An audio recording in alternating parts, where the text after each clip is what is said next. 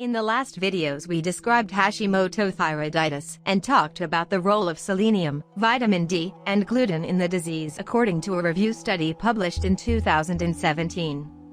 So, if you haven't watched it yet, we encourage you to take a look at those videos and then come back to this one. The main idea of this study is to draw attention to the role of diet for the management of this disease, by compiling the literature research regarding the importance of iodine, selenium, vitamin D, and gluten.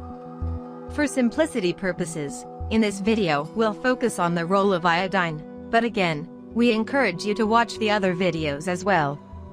Iodine is an essential micronutrient of the diet found in seafood like seaweed, scallops and shrimps, in animal products like eggs, cow's milk and yogurt, and even in some fruits like cranberries and strawberries.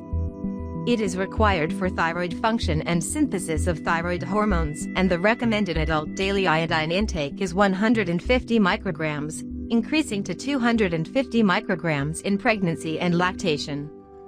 Iodine deficiency causes several consequences and can lead to several conditions from goiter to cretinism. This problem was addressed by many countries worldwide with iodized salt programs. However, this isn't good news for Hashimoto's patients. Although studies on the incidence of this disease have only been conducted in a small number of developed countries, autoimmune hypothyroidism and thyroid antibodies are more common in iodine-replete areas than in iodine-deficient areas. This review study suggests that moderate or mild iodine excess is associated with a more frequent occurrence of thyroid diseases, such as Hashimoto's, nodular goiter, and hyperthyroidism. The underlying mechanism for this association is yet to be elucidated.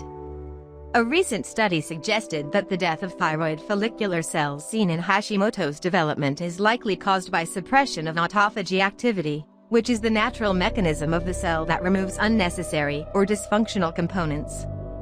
This is induced by iodine excess. There are several mechanisms in study that can explain the reasons for this, but one thing seems clear. High iodine supplementation in Hashimoto's patients should be discouraged, as not beneficial and possibly harmful. Discouraging iodine over supplementation must not preclude its appropriate supplementation in pregnancy to a total intake of 250 micrograms per day.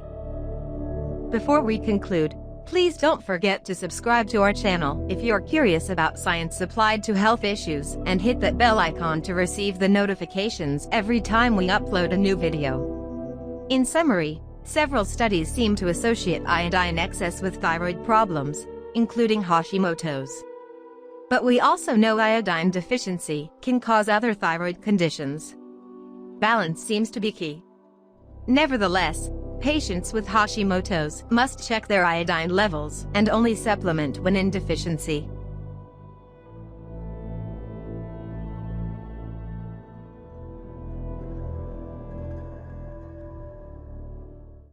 Please note this video is our interpretation of scientific papers.